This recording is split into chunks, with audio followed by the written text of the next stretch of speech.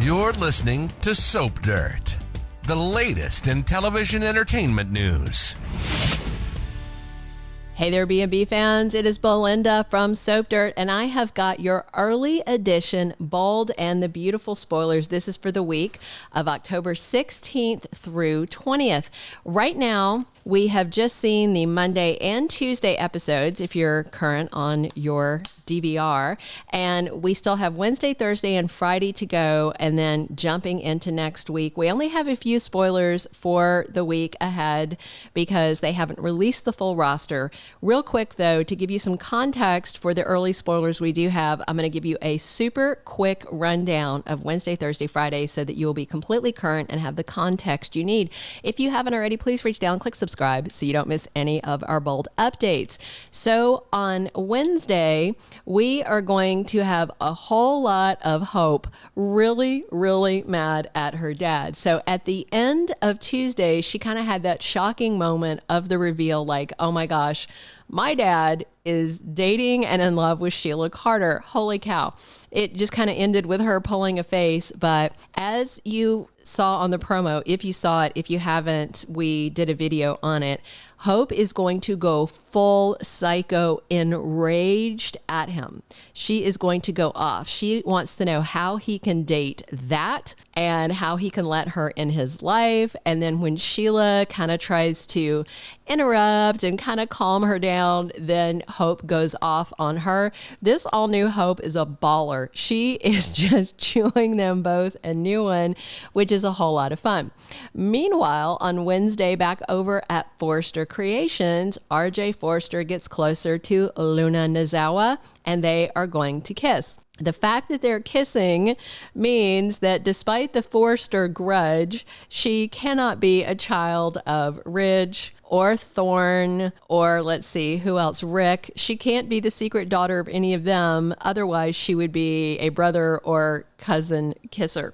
The only Forrester she actually could be the secret child of that wouldn't make the whole Bold near incest thing even more disgusting is Eric Forrester.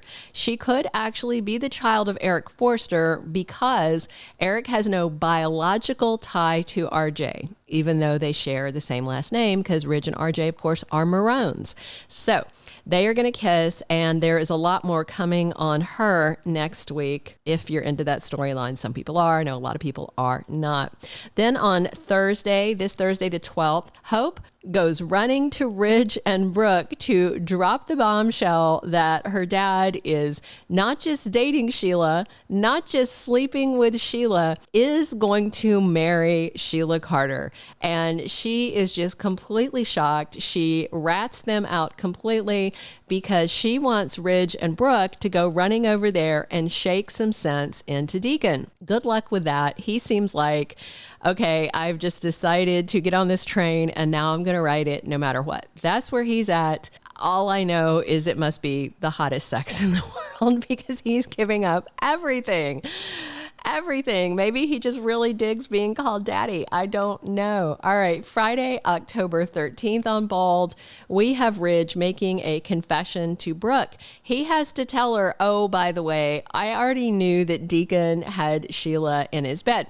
Admittedly, Ridge didn't know that the affair was currently happening. He knew it happened in the past because Deacon actually helped them locate Sheila so she could be arrested. Of course, he repaid that favor by having his judge friend get her out, but Ridge knew and he suspected that it might have been ongoing.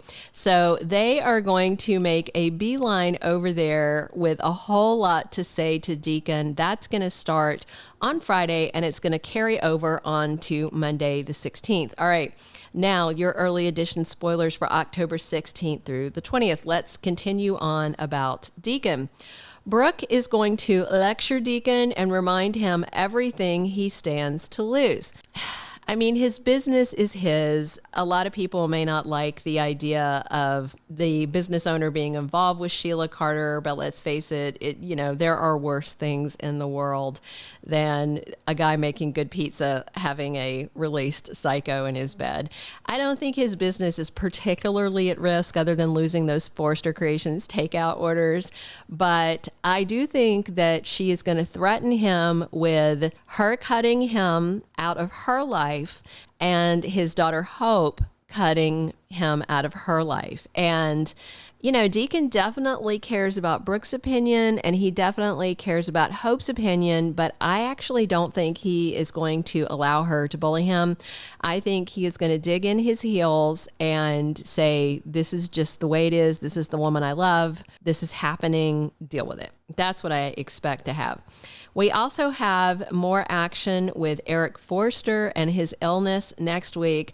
I really hope we're going to hear an actual diagnosis. I've mentioned here a couple of times before that the whole thing about John McCook signing a 3-year contract renewal is fake news that is being pushed around. It all started by an Indian site that misread a 2011 Soaps.com article, published it as news, and then a bunch of sketchy sites followed on, acting like it was new. And unfortunately, a couple of legitimate sites seem to want to risk their reputation by crediting the shady sites because they just want clicks. So I don't even know what to tell you guys other than don't believe the hype. It's not true. CBS would not let John McCook, they would not release, nor would they let John McCook release any confirmation on a contract renewal in the middle of a life and death storyline. And that's definitely what we're looking at, is a life and death storyline.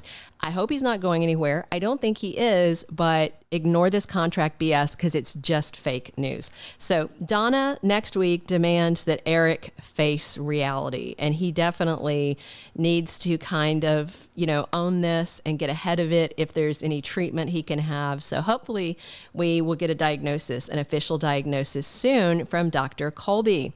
All right. And our last spoiler for next week is that Luna's past catches up with her present. This whole thing with her to me is really bizarre. So the crux of it is that Li Finnegan doesn't want Luna working at Forrester Creations. I'm trying to understand what grudge Li might have. I mean, yes, Steffi walked out on her son, but Li has made it very clear to Finn she's actually team Steffi on this, and she thinks Steffi did the right thing to protect herself and her kids from Sheila.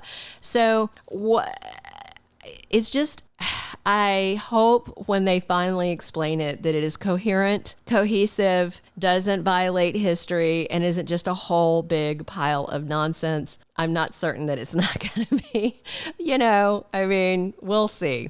All right. That is everything we have for the early edition spoilers. If you haven't already, please reach down, click subscribe so you don't miss any of our updates.